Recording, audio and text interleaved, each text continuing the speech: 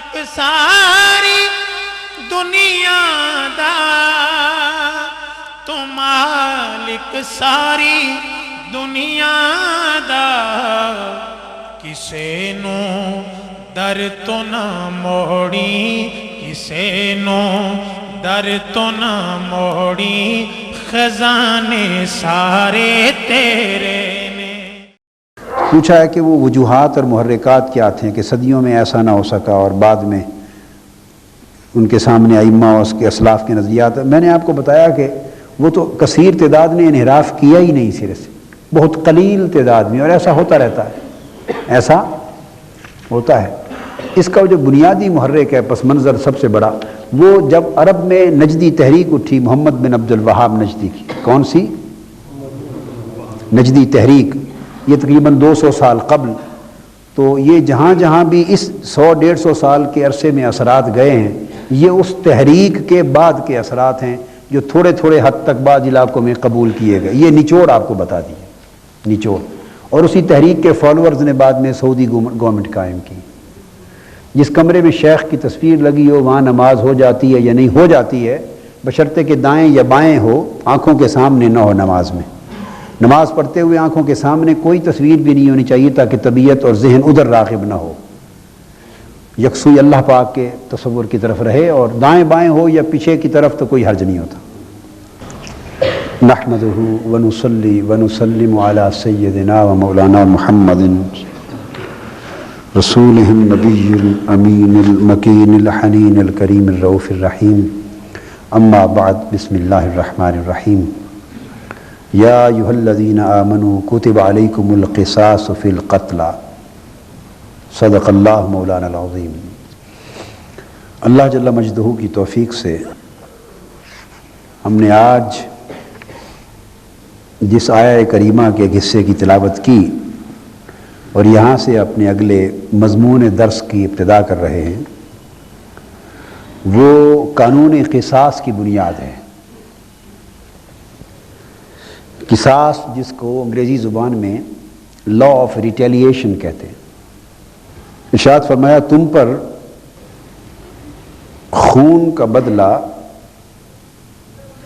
उन लोगों के खून का बदला यानी क़िसास फ़र्ज़ किया गया है जो नाहक कत्ल किए जाएं।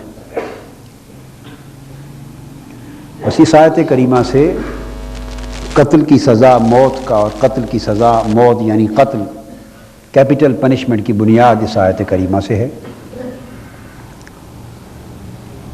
और ये अहकाम क़िसास की बुनियाद है।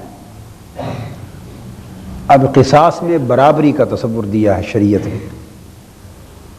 आगे फरमाया, अल-हुर्रु बिल-हुर्र, आज़ाद के बदले आज़ाद, वल-अब्दु बिल-अब्द, ग़ुलाम के बदले ग़ुलाम, वल-उन्सा बिल-उन्सा, और औरत के बदले औरत।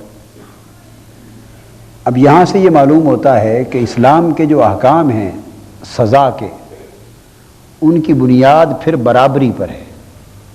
अहकाम सज़ा और क़वानीन उक़ूबत, जो उक़ूबात हैं और हुदूद हैं, और क़िसास, उनकी बुनियाद बराबरी पर है।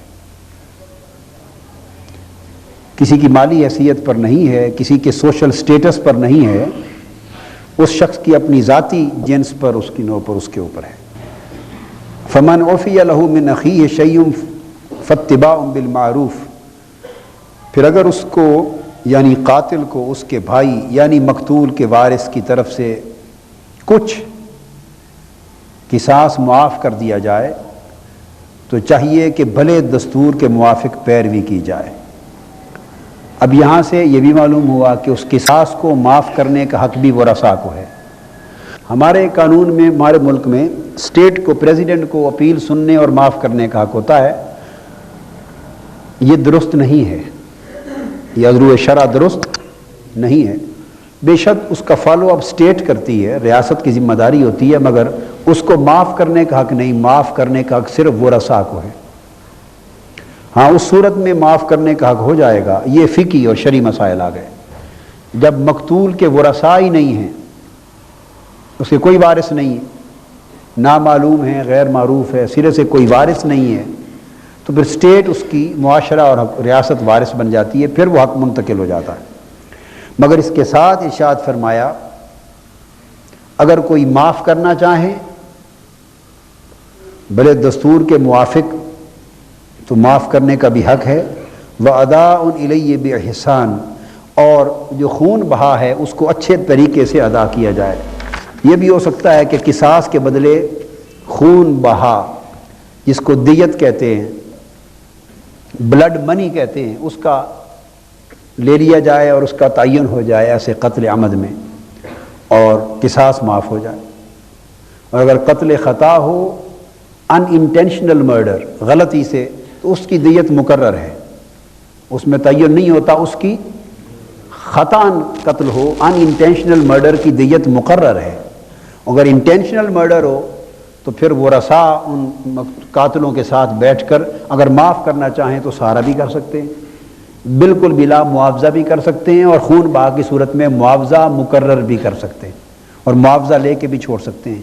یہ ساری صورتیں اس لیے ہیں تاکہ معافی کی صورت میں، احسان کی صورت میں اتنے بڑے جرم کے اور ظلم کے ارتکاب ہو جانے کے بعد بھی احسان، معافی اور خیر کے راستے معاشرے میں کھلے رہیں۔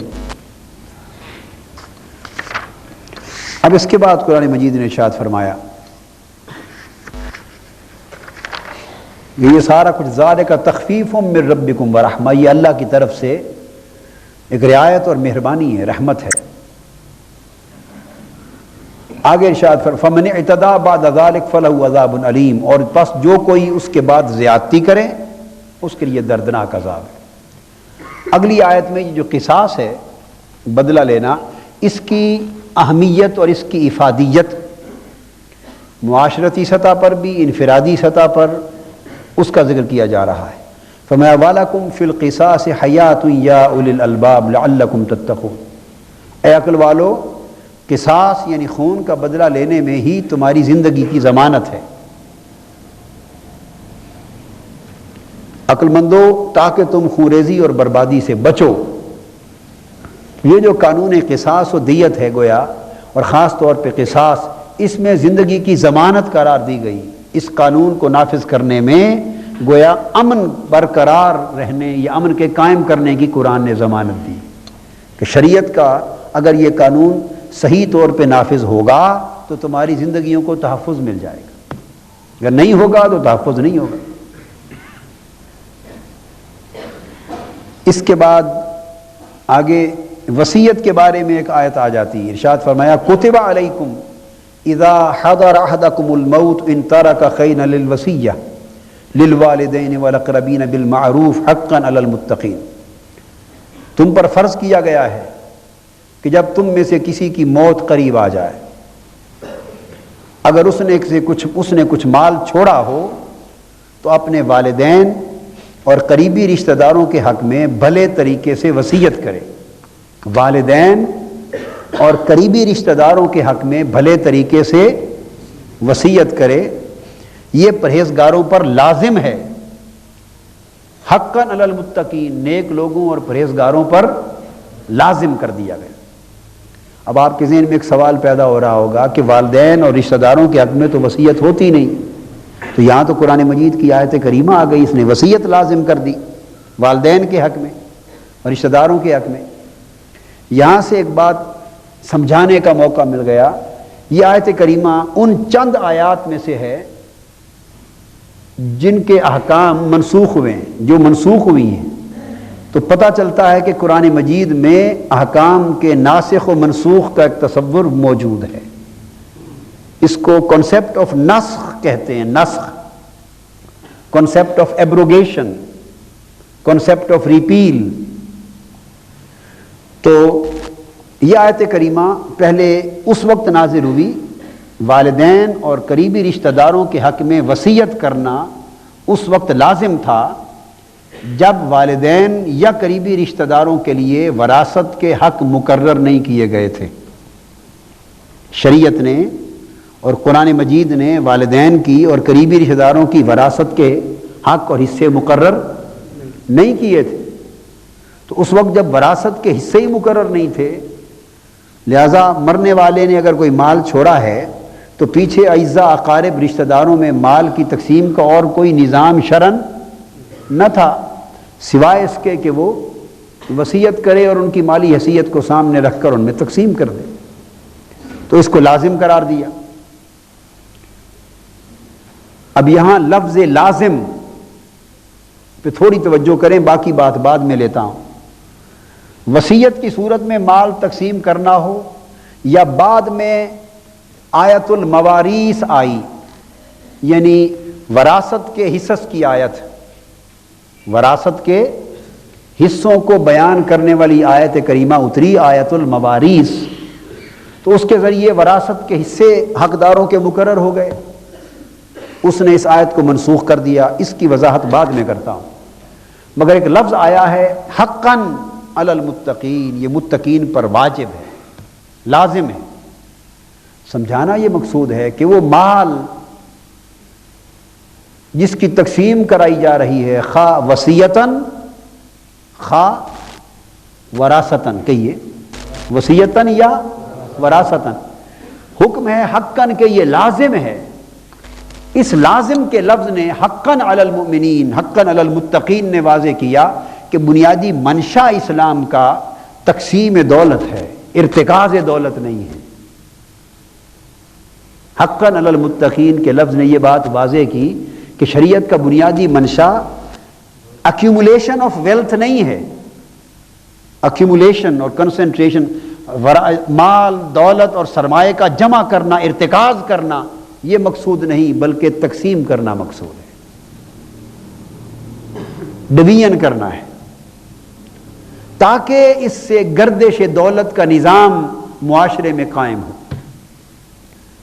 چونکہ اسلام کا پورا معاشی اور اقتصادی نظام وہ بنیادی طور پر گردش دولت کے تصور پر قائم ہوتا ہے۔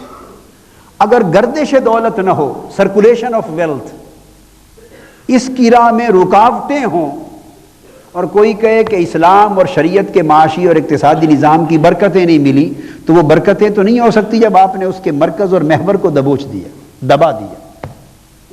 حقاً علی المتقین کہنے کا مطلب یہ تھا کہ اس کے راز کو سمجھا جائے اور اس کی اہمیت پر عمل کیا جائے۔ وہ بیٹوں میں جائے، وہ بیٹیوں میں جائے، وہ قریبی رشتہ داروں میں جائے، وہ بیوہ کو جائے، وہ والدین کو جائے، اولادوں میں جائے، اولادیں نہ ہوں تو بھائی بہنوں کو جائے، یعنی وہ فیملی میں اس کی ڈسٹریبیوشن ہو، اس کی سرکولیشن ہو،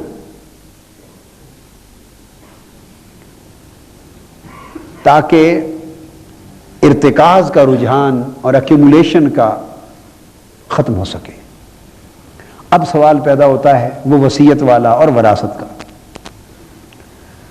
تو جب وراثت کی آیت اتر آئی اور اس نے والدین کے بھی اور اعزاء اقارب کے بھی، رشتہ داروں کے بھی، قریبی کے سب کے حصے وراثت کے مقرر کر دیے، تو اس وقت یہ آیت منسوخ ہو گئی، اور حضور علیہ السلام نے فرمایا ان اللہ اعطا کل ذی حق حقہ فلا وصیۃ لوارث، اللہ تعالیٰ نے ہر حقدار کو اس کا حق دے دیا ہے، بس اب کسی وارث کے حق میں وصیت نہیں ہوگی۔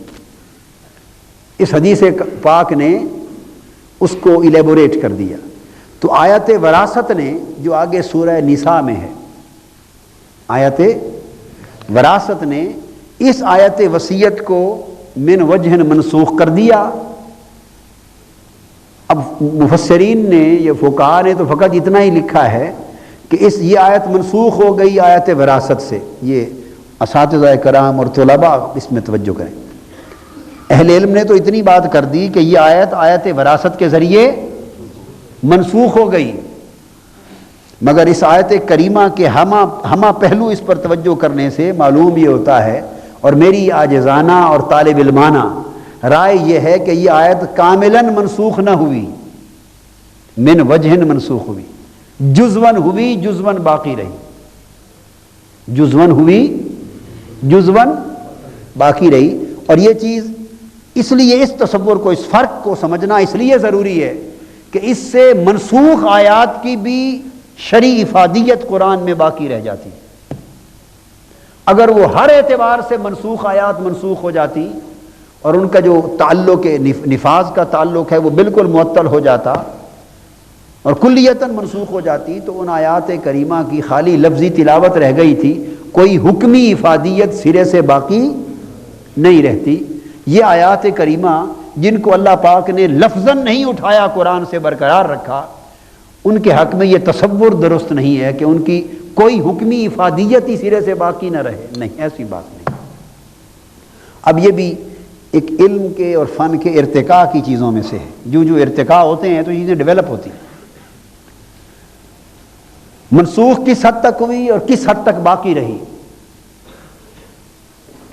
منسوخ صرف اس حد تک ہوئی للوالدین والاقربین بالمعروف، کہ اگر مرنے والا کوئی مال چھوڑ چکا ہو یا چھوڑ کے جا رہا ہو تو اس کے لیے یہ ہے کہ وہ اپنے والدین اور قریبی رشتہ داروں کے حق میں بھلے طریقے سے وراثت کرے۔ یہ جو حصہ ہے للوالدین والاقربین بالمعروف، والدین اور ان رشتہ داروں کے حق میں جن کو شریعت نے وارث بنا دیا، اس حد تک یہ آیت منسوخ ہو گئی۔ لہذا والدین اور ورثاء کے حق میں، وارث رشتہ داروں کے حق میں وصیت کرنا ممنوع قرار دے دیا گیا۔ اور آگے تھا حقاً علی المتقین، یہ منسوخ ہو گیا کہ ان کے حق میں وراثت نہیں ہوگی مگر باقیوں کے لیے وراثت ہوگی۔ چونکہ اگر یہ ساری کی ساری آیت منسوخ تصور کر لی جائے تو حکم وصیت کی بنیاد مٹ جاتی ہے، باوجود اس کے کہ آگے بعض آیتوں میں آیا کہ وصیت کے ادا کر، وصیت کے ہو جانے کے بعد یہ وراثت تقسیم کرو، من بعد وصیت یوصی بہا او دین، اس کے بعد کرو، مگر وہ بعد کا مسئلہ تو تب پیدا ہوتا ہے کہ بنیادی حکم وصیت رہ گیا ہو۔ لہذا بنیادی حکم وصیت کے لیے یہ آیت نص اور دلیل ہے۔ اور دوسری منسوخی اس کی ہوئی کتب علیکم، کہ تمہارے اوپر فرض کر دیا گیا ہے۔ اس سے پہلے وصیت کرنا فرض تھا، اب فرض نہ رہا، فرض استحباب بن گیا، مستحب رہ گیا، مباح ہو گیا، جائز ہو گیا، مرنے والے کا حق ہو گیا، اور بعض معاملات میں یہ مباح ہو گیا۔ اب یہاں ایک نکتہ سمجھاتا ہوں آگے چل کے۔ لہذا اس کا حق برقرار رہا، اور جو رشتہ دار وارث نہ ہوئے ان کے حق میں وصیت کا حکم بھی برقرار رہا۔ والدین اور ورثاء کے حق میں منسوخ ہو گیا، اور فرضیت وصیت کی منسوخ ہو گئی۔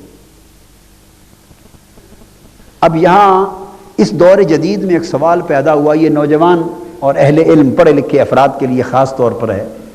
یہ مسئلہ پرویز صاحب نے اٹھایا تھا، غلام احمد پرویز نے کسی زمانے میں، اور پھر اور بھی بہت سارے لوگوں نے اس کو لے لیا، اور پھر پاکستان کی حکومت نے بھی اس کو لے لیا، اور اس کے جو احکام فیملی لاز بنے اس میں، اور اس کی کئی دشواریاں پیدا ہوں۔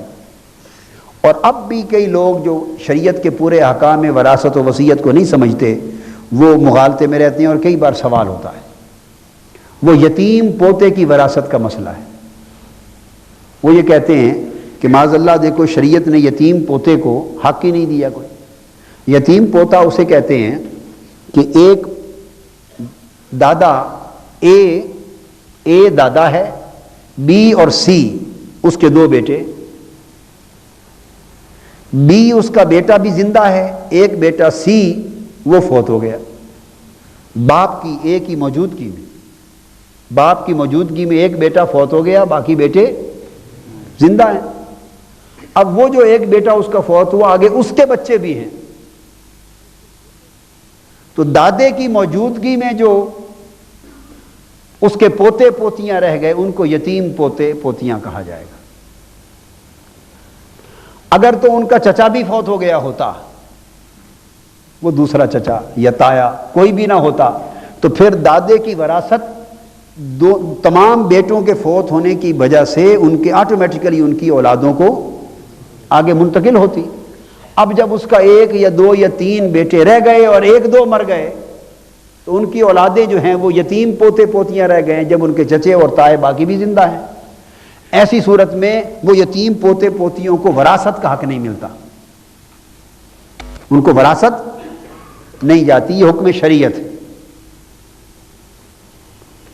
اب یہاں ایک اعتراض شریعت پر کر دیا گیا، شریعت کے قانون کو پورے طور پہ نہ سمجھنے کی وجہ سے، کہ دیکھو جی یہ تو بہت بڑا ظلم ہے، وہ جو ہٹے کٹے چچے تائے بیٹھے ہوئے ہیں تو وہ تو لے رہے ہیں اپنے باپ کی وراثت، اور ان بیچاروں کا یہ قصور کہ ان یتیموں کا باپ فوت ہو گیا۔ اگر وہ زندہ ہوتا تو وہ بھی اپنے باپ کی موت پر وراثت لیتا اور پھر آٹومیٹیکلی اس کا حصہ اولاد کو منتقل ہوتا۔ چونکہ اس کی ڈیتھ پہلے ہو گئی، لہٰذا اب نتیجہ یہ ہوا کہ وہ تو مر جانے کی وجہ سے محروم ہوا ہی، آگے اس کی اولاد بھی محروم ہو گئی، جو یتیم پوتے پوتیاں ہیں، حالانکہ کوئی زیادہ حقدار تھے یتیم ہونے کے ناطے۔ سوال بڑا وزنی ہے نا یہ سوال ابھرا۔ یار لوگوں نے جو شریعت کے احکام پر پوری اور گہری نظر نہیں رکھتے اور ان کے ہاتھ میں قانون ہوتا ہے بنانا اور احکام کو وضع کرنا اور فتوے دینا اور مجتہد بنتے ہیں، انہوں نے کہا یہ تو بہت بڑا حکم اور غلطی کمزوری رہ گئی شریعت کے قانون میں، لہٰذا انہوں نے یتیم پوتے پوتیوں کے لیے وراثت سجیسٹ کر دی، گویا لا آف شریعت میں ترمیم کر دی۔ معذرت، شریعت کے قانون میں یتیم پوتے پوتیوں پر انہیں رحم آیا اور اس رحم کی وجہ سے انہوں نے قانون شریعت میں ترمیم کر کے ان کے لیے بھی وراثت تجویز کر دی کہ اس کے باپ کا حصہ اس کو جائے گا۔ یہ ایک اس پرابلم کا حل نکالا، یہ حل غلط تھا اور احکام شریعت کی کامل واقفیت نہ ہونے کے باعث یہ نکالا گیا۔ اب اس آیت کریمہ نے اس کا حل دیا ہے، اس لیے احکام قرآن پر قرآن ہر مسئلے کا حل ہے، سنت رسول اور حدیث پاک ہر مسئلے کا حل ہے، مگر پرابلم یہ ہے کہ ہماری ہمہ گیر اور جامع اور بھرپور ہمہ پہلو نگاہ نہیں ہوتی احکام پر، ڈیپتھ میں نہیں جاتے۔ یہاں اس کا حل ہے، وہ یہ کہ احکام شریعت یہ ہیں، یاد رکھ لیں کہ اگر وصیت کی ہو کیا تو وصیت مرنے والے کی موت کے بعد پہلے تقسیم ہوتی ہے۔ وصیت جو مقرر کی جاتی ہے نا، 1/3 حصے تک، 1/3 تک وصیت کر سکتے، ورثاء کے حق میں نہیں کر سکتا، غیر ورثاء کسی کام کے لیے وصیت کر سکتا ہے، اور اپنی جائیداد کے کہاں تک؟ تہائی حصے تک وصیت کر سکتا ہے، اس سے زائد کی بھی اجازت نہیں، زائد نل اینڈ وائڈ ہو جائے گی۔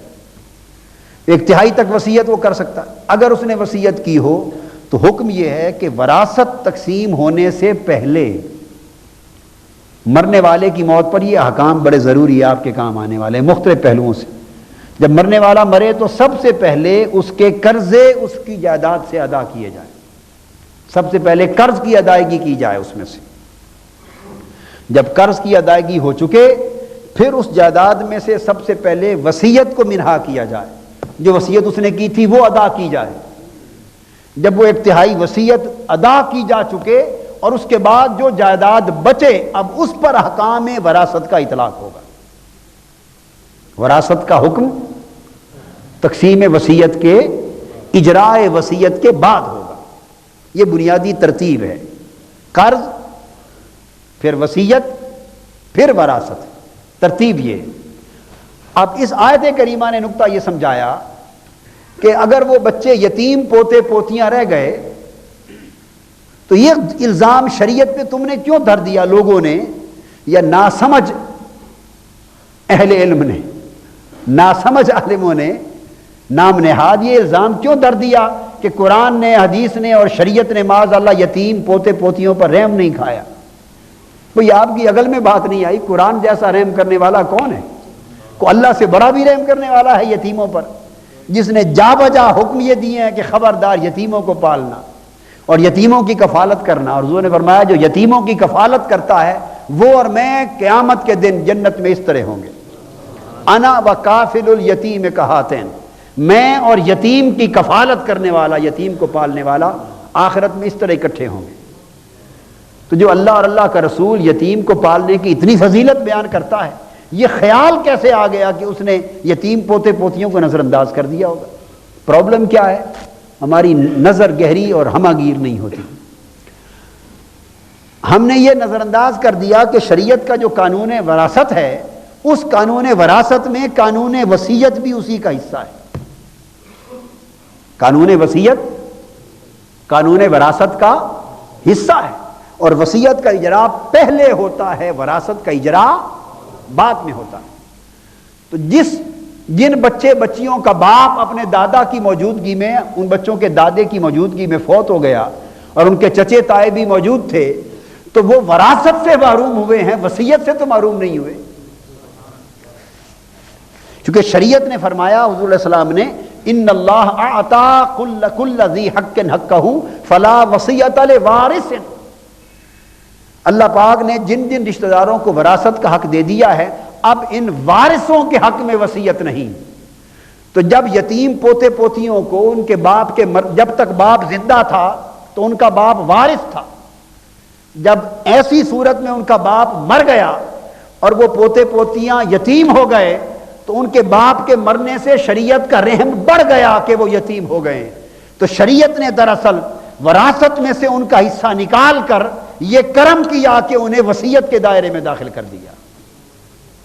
اگر وہ وراثت میں رہتے، وارث رہتے، تو ان کے حق میں دادا وصیت چاہتا بھی کہ یتیم رہ گئے ہیں میرے ایک بیٹے کی اولاد، تو ان کے حق میں وصیت کروں، اگر عذر شرع وہ وارث رہتے، وراثت کے حقدار رہتے، تو وہ چاہنے کے باوجود وصیت نہ کر سکتا، تو کیا ہوتا؟ چاچے تائے سارے لے جاتے اور ان کے باپ کا حصہ آگے تقسیم ہوتا، یتیموں کے حصے میں کمپیریٹیولی پھر تھوڑا تھوڑا آتا، پھر پہلے وصیت تقسیم ہوتی، پھر وراثت آتی، وراثت میں وہ جو بیٹے تھے صاحب ظاہر ہے وہ کمپیکٹ زیادہ لے جاتے، پھر ان کے باپ کا جو حصہ تھا وہ پھر آگے ان یتیموں میں تقسیم ہوتا، تو ان کو تھوڑا حصہ ملتا۔ شریعت نے ان کی یتیمی کا لحاظ کرتے ہوئے ان کے باپ کی ڈیتھ سے فوراً ان کو دائرہ ورثاء سے نکال لیا۔ نکالنے کو ناسمجھوں نے سمجھا کہ ظلم ہوا، اللہ نے رحم کھایا، نکالا اور کیا کر دیا؟ وصیت کی کیٹیگری میں ڈال دیا۔ اب یہاں سوال ہوتا ہے کہ اگر دادے نے وصیت کی ہی نہیں، وہ مر گیا اور اس نے ان کے لیے چلو یہ تو بات ہو گئی کہ ان کو شریعت نے وارثوں سے نکال کر وصیت کا حقدار بنا دیا، وصیت کا حقدار بنا دیا، مگر اب وہ وصیت ملے گی تو تب نہ کہ اگر وہ دادا مرنے سے پہلے ان کے حق میں وصیت کرے، اگر اس نے کی نہیں تو پھر کیا ہوگا؟ تو حقدار بننے سے ان کو کیا ملا جب وصیت ہی نہیں کی؟ یہاں یہ آیت کریمہ کام آئے گی۔ اس طرح لیجسلیشن ہوتی ہے، قانون سازی ہوتی ہے، یہ طریقہ ہے، یہ قانون سازی۔ وہ جو لفظ کوتبہ تھا، کیا وہ جو منسوخ ہوا وہ فرضیت، اب یہ میں آپ کو اپنی طالب علمانہ اور عاجزانہ ایک رائے دے رہا ہوں اور بحمد اللہ علی التحقیق ہے، دنیا کا کوئی شخص اس قانون کی مخالفت کرنے والا اور اعتراض کرنے والا اس دلیل کی اور اس استنباط کی صحت پر انگلی نہیں رکھ سکتا، دنیا کا کوئی شخص نہیں رکھ سکتا۔ آپ سمجھ گئے؟ یہ جو میں نے بتایا تھا کہ فرضیت وصیت کی منسوخ ہوئی تھی اور والدین اور وارث رشتہ داروں کے حق میں منسوخ ہوئی تھی، اب میں نے اب لفظ کیا من وجہن، بعض امور میں منسوخ ہوئی آیت اور بعض امور میں برقرار رہی۔ وہ برقرار رہنے کا مطلب یہ تھا کہ بالعموم اس کا فرض ہونا منسوخ ہو گیا، بالعموم فرض ہونا منسوخ ہو گیا، اور جہاں ایسے یتیم پوتے پوتیے یا ایسے سلسلے میں کوئی ڈیزرونگ کیس آ گیا اور وہ شخص اسے چاہیے تھا کہ ان کے حق میں وصیت کرتا مگر اس نے وصیت نہ کی، اب ان یتیم پوتے پوتیوں کا کیئر ٹیکر ریاست بن جائے گی۔ کون بن جائے گی؟ اسٹیٹ، اور اسٹیٹ کوتبہ علیکم کہ تم پر وصیت کرنا فرض قرار دیا گیا ہے۔ آیت کریمہ کے اس لفظ کی مدد سے اسٹیٹ یہاں لازمی وصیت کا قانون جاری کر دے گی، حقاً علی المتقین، کہ یہ لازم ہے وصیت کرنا اور فرض کیا گیا ہے۔ یہ جو آیت کی ابتدا اور انتہا میں، شروع اور آخر میں دو لفظ اس کی فرضیت کے آئے ہیں، کمپلسری کر رہے ہیں، لہذا وہ compulsory law of compulsory testament and bequest, لازمی وصیت کا قانون جاری کر دے گی، اور وہ بوڑھا وارث دادا وصیت ان یتیم پوتے پوتیوں کے حق میں کرے یا نہ کرے، اگر یہ غریب تھے اور مستحق تھے تو لازماً ریاست ان کا کیئر ٹیکر بن کے 1/3 تک لازمی قانون وصیت کے تحت اس آیت کریمہ کے تحت ان کو اجرا کر دے گی، اور اس کے بیٹے وہ جو چچے تائے تھے ان کی وراثت کی تقسیم روک لی جائے گی۔ سب سے پہلے دادا کی جائیداد میں سے 1/3 تک ساری یتیموں کو دیا جائے گا، 1/3 میں سے یتیموں کو دے کر بقیہ جو جائیداد ہوگی وہ پھر ان کے وارثوں میں تقسیم کی جائے گی احکام کے مطابق۔ تو قرآن مجید میں آپ دیکھیے کہ احکام نسخ میں جو آیتیں منسوخ کر دی ان کے بھی کتنے فیض اور کتنی برکتیں برقرار ہیں، منسوخ آیتوں کی بھی کتنی برکتیں امت کے لیے برقرار ہیں، اور ان سے بھی لیجسلیشن ہوتی ہے، ان سے بھی لیجسلیشن ہوتی ہے، تطبیق کی صورتیں بھی ہیں اور مزید اس کے ارتقاء کی صورتیں بھی ہیں۔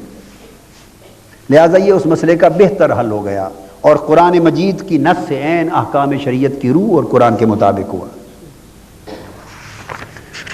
اس کے بعد آگے قرآن مجید نے روزوں کا ذکر کیا، فرمایا یا ایھا الذین آمنوا کتب علیکم الصیام کما کتب علی الذین من قبلکم لعلکم تتقون، اے ایمان والو تمہارے اوپر روزے اسی طرح فرض کیے گئے جیسے تم سے پہلے لوگوں پر فرض کیے گئے تھے، پہلے لوگوں پر بھی روزے فرض کیے گئے تھے، سو تم پر بھی فرض کر دیے گئے۔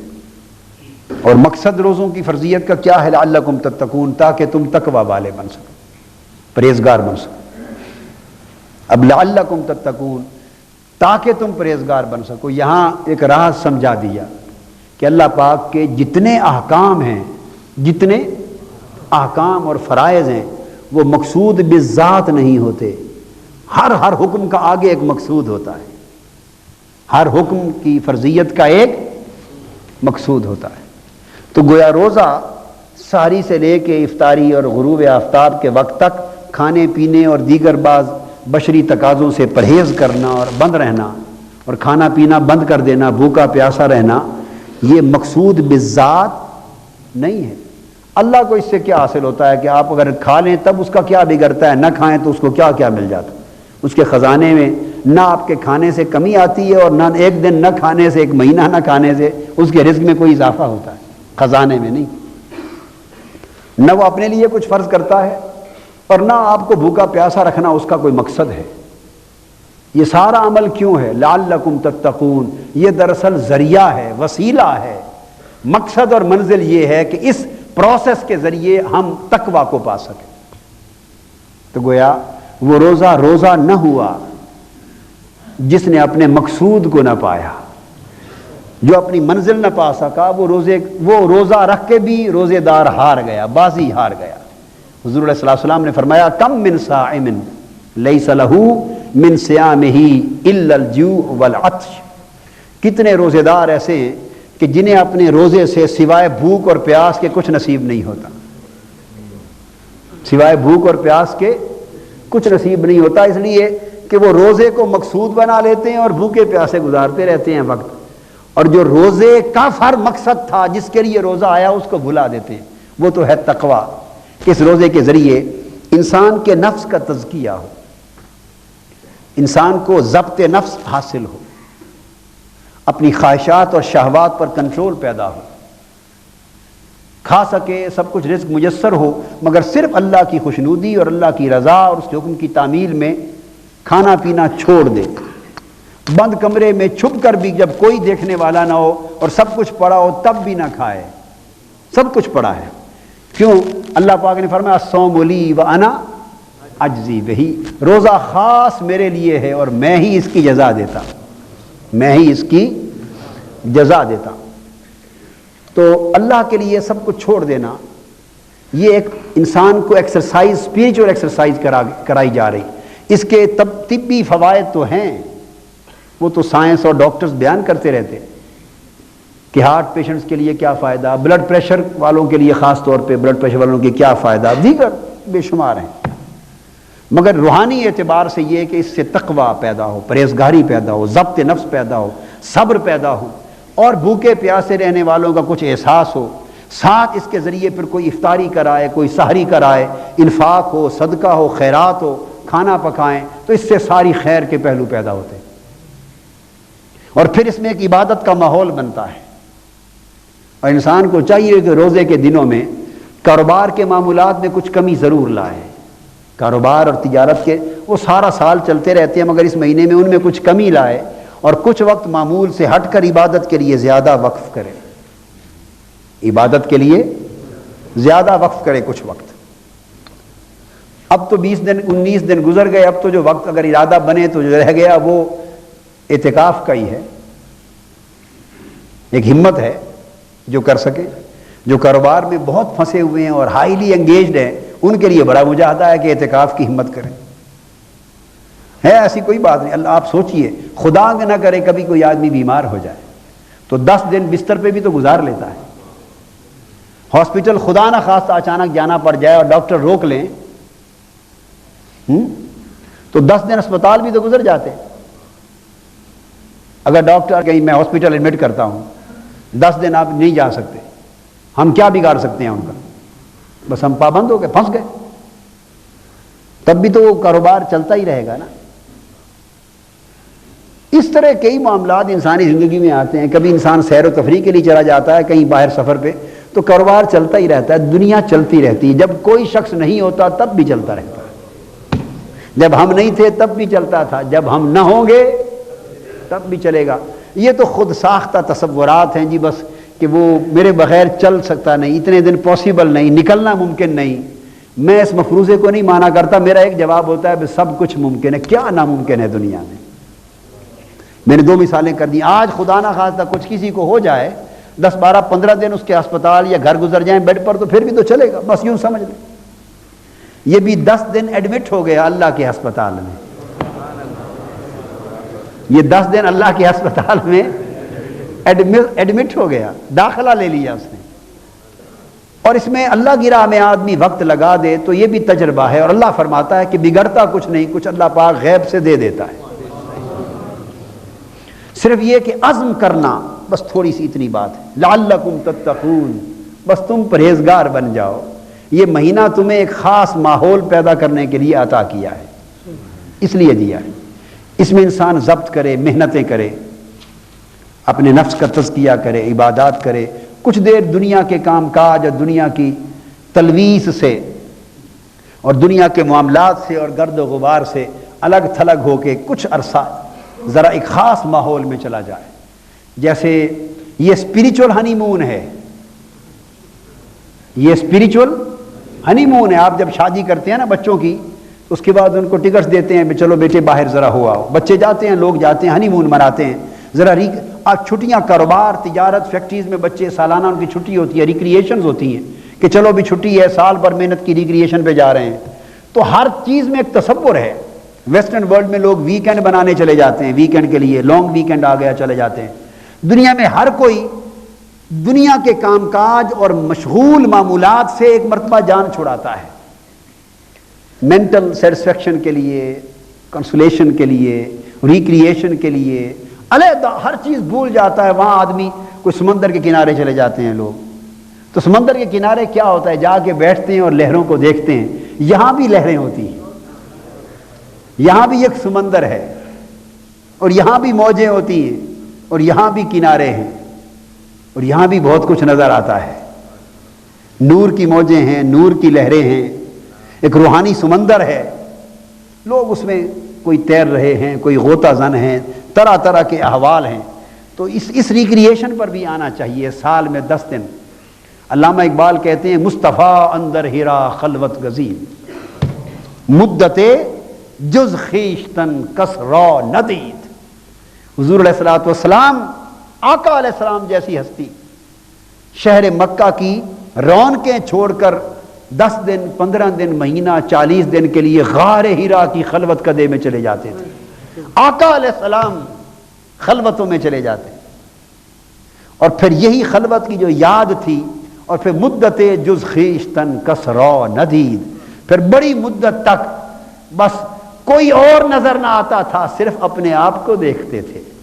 جز خیشتن، صرف اپنے آئینہ قلب میں اپنے آپ کو دیکھتے تھے، اپنے سوا اور کسی کو دیکھتے نہ تھے. اور اپنے آپ کو کیوں دیکھتے تھے؟ اس لیے کہ خلوت میں بیٹھ کر اپنے آپ میں جھانکنے سے وہ نظر آتا تھا. من عرف نفسہ فقد عرف ربہ.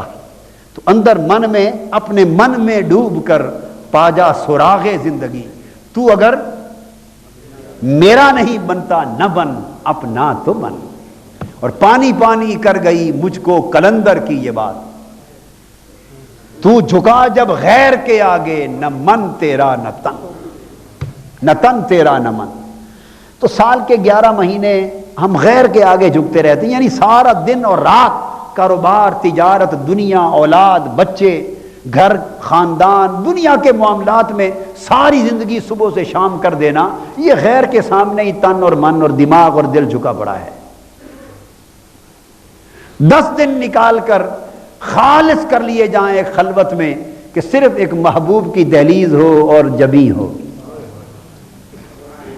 بس اس کے ورد ہوں، اس کی یادیں ہوں، اس کے تذکرے ہوں، اس کے نغمے ہوں، ایک خاص ماحول میں انسان چلا جائے۔ اور یاد رکھیے کہ جو ترقی ایک خاص ماحول میں ہوتی ہے وہ تنہا نہیں ہوتی، ماحول سے ترقی ملتی، ماحول سے۔ اس لیے تو صحبت کا حکم دیا، کیا؟ صحبت کا، کونوا مع الصادقین، سچوں کی معیت میں چلے جایا ہو جایا کرو۔ اور وَاصْبِرْ نَفْسَكَ مَعَ الَّذِينَ يَدْعُونَ رَبَّهُمْ بِالْغَدَاةِ وَالْعَشِيِّ يُرِيدُونَ وَجْهَهُ، جو لوگ صبح و شام اپنے رب کو پکارتے اور اس کے مکھڑے کے طالب رہتے ہیں، تم اپنی جانوں کو ان کے ساتھ جمع دیا کرو، ان کے ساتھ جڑ بیٹھا کرو، ان کے ساتھ جڑ بیٹھا کرو۔ گرد مستاں گرد گر میں کم رسد بوئے رسد، بوئے او گر کم رسد رویت شام بسست، جو مست لوگ ہیں جنہوں نے شراب عشق الہی پی ہے اور جن کو نشہ آ گیا ہے اس کی محبت اور معرفت کا، ان مستوں کے گرد تو بھی گھوما کر، ان مستوں کے گرد تو بھی گھوما کر، کہ ان کے گرد گھومنے سے کبھی نہ کبھی تو کوئی گھونٹ شراب کا تمہیں بھی مل جائے گا۔ اور اگر ایک گھونٹ شراب کا نہ بھی ملا، ایک گھونٹ شراب کا نہ بھی ملا، تو تب بھی اپنے آپ کو مایوس اور محروم نہ سمجھ، بو تو آ ہی جائے گی نا۔ ہائے ہائے، جب کوئی میخانے میں جا کے بیٹھتا ہے میکدوں کے ساتھ ایک خاص ماحول میں جہاں جام پہ جام لٹائے جا رہے ہوں، چلو جام آپ کے ہاتھ تک نہ پہنچے گا انسان، تیری باری تک جام اگر نہ آئے تو کوئی بات نہیں، بو تو کہیں نہیں گئی نا، اس فضا سے بو تو آ ہی جائے گی۔ اور پھر وہ کہتا ہے کہ کوئی بات نہیں اگر تجھے بو بھی نہ آئے، ممکن ہے زکام ہوا ہو، نزلہ ہو، بلاکیج ہو، کنجنکشن ہے، اگر بو بھی نہ آئے تو وہ کہتے ہیں یہ بھی مایوسی نہ سمجھ، اگر بو بھی نہ آئے رویت شام بسست، ان چہروں کو دیکھ لینا بھی کافی ہے جو صبح و شام اس کی یاد میں مگن بیٹھے ہیں، وہ ہر اس کا ذکر کر رہے ہیں پے در پہ، اور اس کی یاد میں مست ہیں اور اس کیف و سرور میں ہیں۔ وہ ماحول ہے، ملائکہ اتر رہے ہیں، فرشتے اتر رہے ہیں، وہ کیف ہے، ایک ماحول ہے۔ اس ماحول میں بیٹھنا، اس ماحول میں اللہ اللہ سن لینا، اللہ اللہ کرنے والوں کو دیکھ لینا، یہ بھی شام بسست، یہ بھی بڑی بات ہے۔ انسان کو اندازہ نہیں ہوتا، اس کے بھی انوار ہوتے ہیں، اس کے بھی ذکر کرنے کے بھی انوار ہیں اور ذکر سننے کے بھی انوار ہیں، قرآن کی تلاوت کرنے کے بھی انوار ہیں اور قرآن پڑھتے ہوئے کو سننے کے بھی انوار ہیں۔ خود چہرہ ویسا ہو جائے بڑی بات ہے، اگر نہ ہو سکے تو ایسے چہروں کے دیکھنے کے بھی انوار ہیں، ایسوں کے دیکھنے کے بھی انوار ہیں۔ میں نے آپ کو نکتہ سمجھایا تھا اصحاب کہف کے کتے والا، کہ وہ کتا تھا، اصحاب کہف کے کنارے 309 سال بیٹھا رہا، وہ بھی محروم نہ گیا، کتا تھا۔ تو انسان اگر نیکوں کے سنگ 10 دن جم کے بیٹھا رہے گا سینکڑوں ہزاروں لوگوں کے ساتھ ایک خاص ماحول میں، اللہ پاک اس کو محروم نہیں لوٹاتا واپس۔ اور پھر وہ یہ جا کے بیٹھتے ہی دن کہتا ہے مولا میں سب کچھ چھوڑ کر تیری دہلیز پر آ گیا، تیرا منگتا بن کر تیری چوکھٹ پر آ گیا ہوں، تیری مرضی، اب تیری مرضی ہے، تو دے دھتکار دے۔ پر کریموں کا شیوا نہیں ہے کہ سائلوں کو دھتکار دے، منگتوں کو دھتکار دے، خالی کوئی نہیں جاتا۔ ہاں بس ایک لفظ آگے ہے، اس کو کر کے ختم کرتے ہیں، وقت ہو گیا، وہ محبت بھرا لفظ آ گیا۔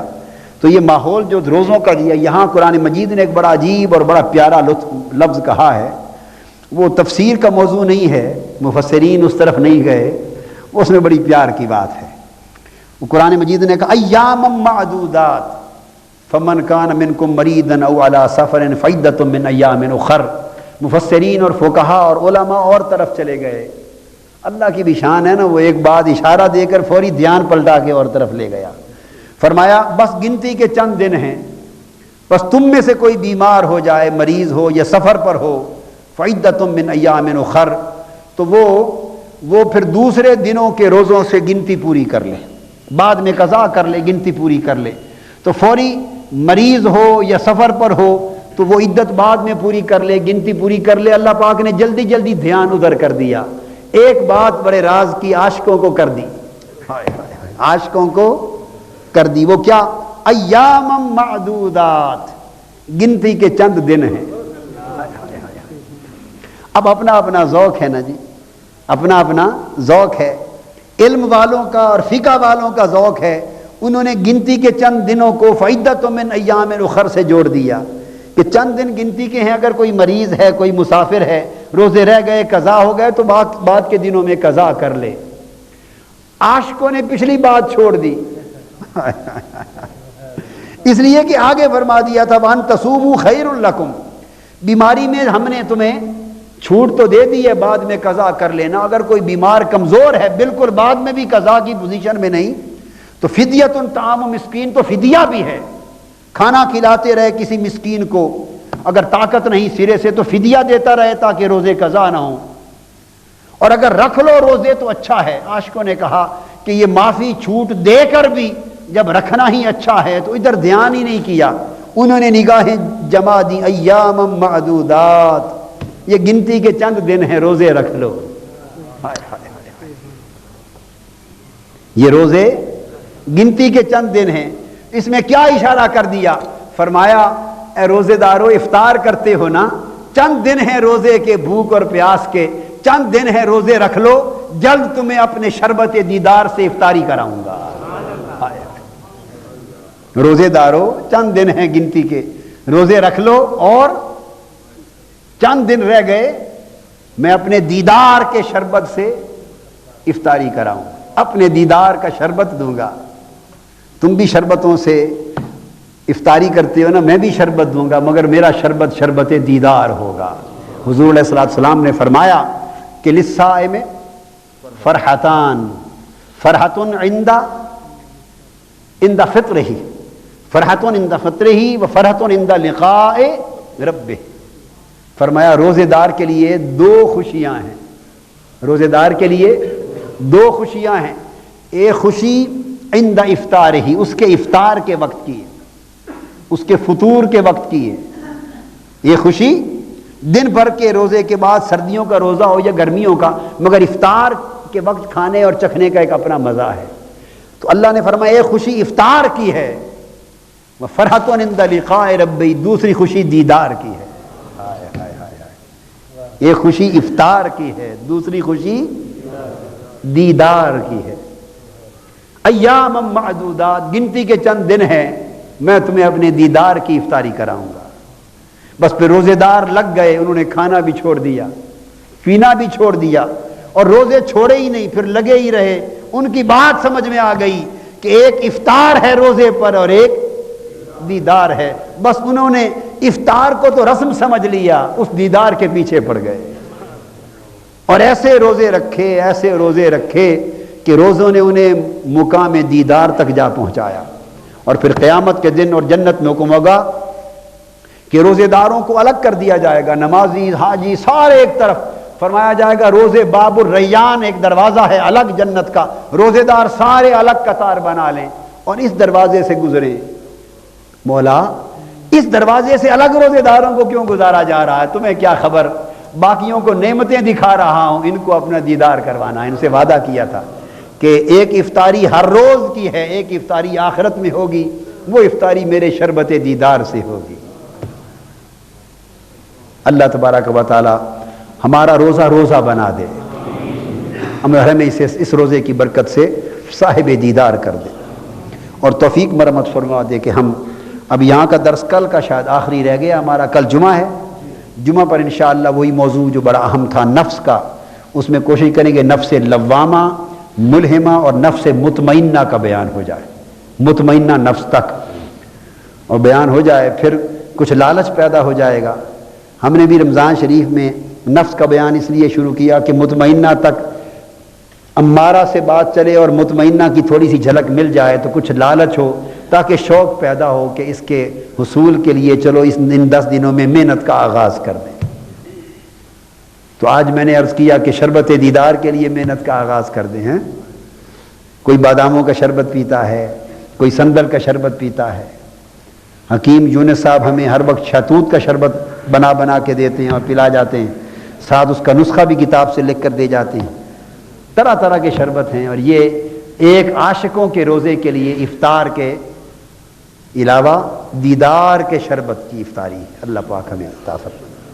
میں خالق ساری دنیا دا، تو مالک ساری دنیا دا، کسے نو در تو نہ موڑی، کسے نو در تو نہ موڑی، خزانے سارے تیرے